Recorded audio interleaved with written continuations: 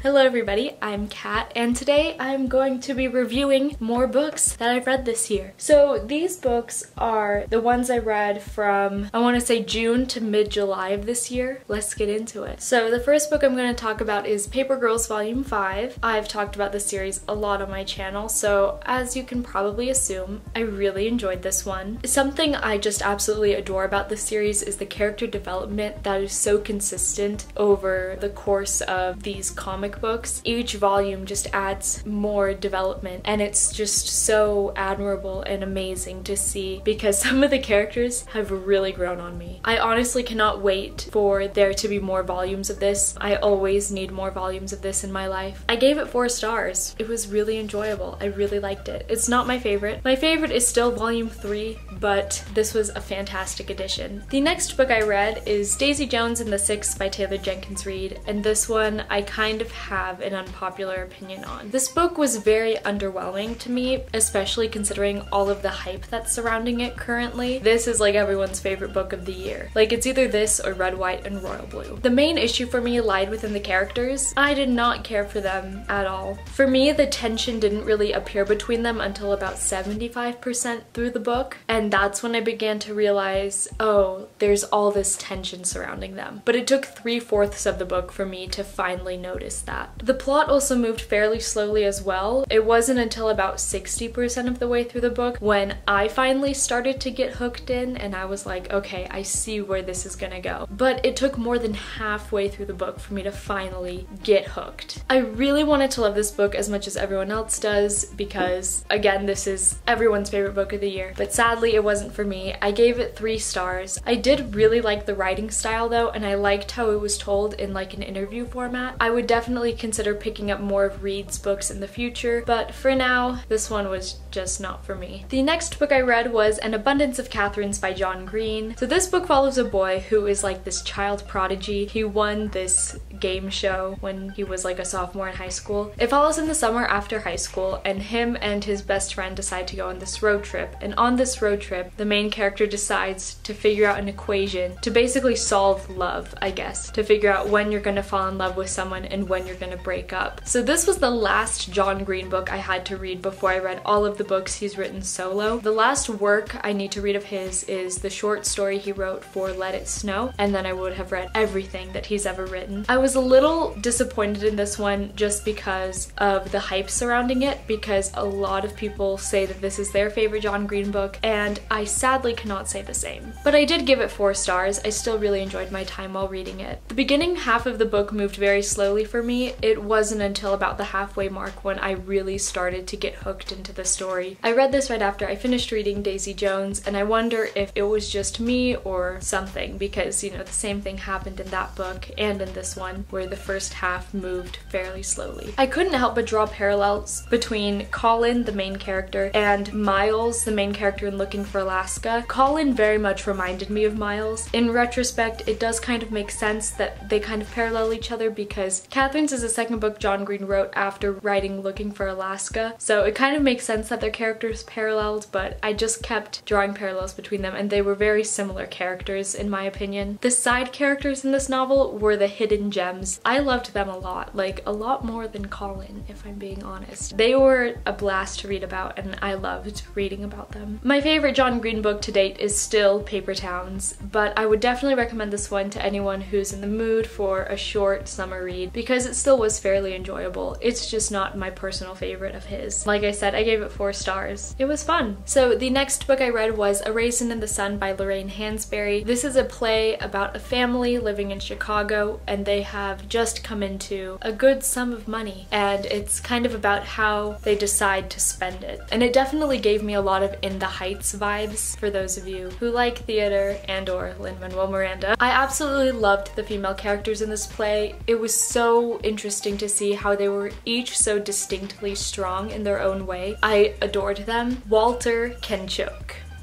You heard it here first. If you're looking for a short read with a long-lasting impact, I would definitely check this one out. It brings to light a lot of topics that can easily be discussed, and it also has a very strong family dynamic that I really enjoyed. I gave it 3.5 stars. And I actually read this book for school. For a school book, I really enjoyed it. The next book I read was The Witch Doesn't Burn in This One by Amanda Lovelace. This is the second poetry collection in her Women Are Some Type of Magic series? I believe that's what it's called. So I gave this one 2 stars. This collection annoyed me. I don't even know why or how, I can't even describe, but it just got on my nerves. The poems are so repetitive that it honestly felt like I was reading the same poem, page after page after page. And a lot of the poems were just sentences with enter pressed after every word. I was very disappointed in this one, and you know, honestly, I wouldn't recommend it. If you've read the first collection in this series and you're debating picking this one up, I honestly wouldn't recommend it. It really wasn't that good. And finally, the book I'm going to talk about the longest here. I picked this book up because, you know, the movie was coming out and I thought it would be a lot of fun to hate read it. So I did, and it was a mistake. And this book is After by Anna Todd.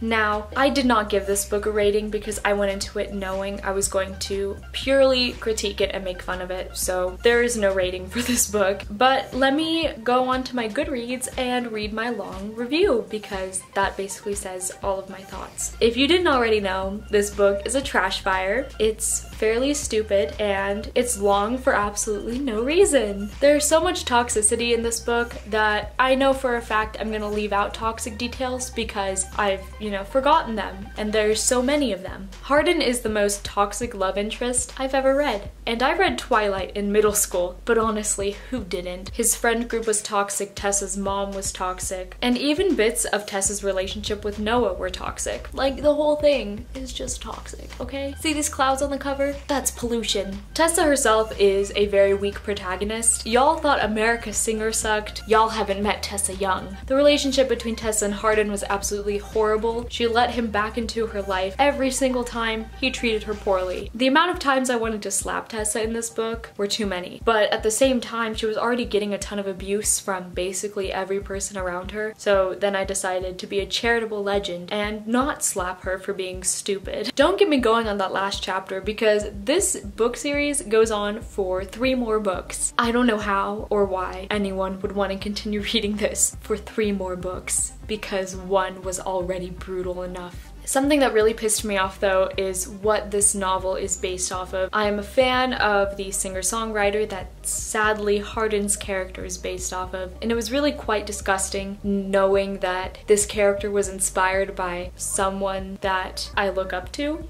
I guess. I don't know if I'd say look up to, but I definitely enjoy the music they produce and their content, I guess. I would not recommend this book to anyone, possibly my worst enemy, but otherwise, no one should read this. I really enjoyed making fun of the first half of the book, but the last half, it was just hard to poke fun at, mainly because everything was just so repetitive. It's really not that fun, you know, repeating the same jokes over and over again. Like, eventually, you're gonna get tired of them. If you were interested in picking this up, I'd honestly tell you to watch the movie because it's PG-13 and 90% montages. But I'm finally glad to say I finished this hot mess of a book. I had to put it down mainly because of schoolwork becoming more intense towards the end of the year, but I am very grateful that I never have to visit the writing or the characters or the setting of this book ever again. I am a free man. That is it for my little review here. I hope you enjoyed it. I had a lot of fun ranting about After, as I'm sure you can tell. I would say don't be offended by my review, but honestly,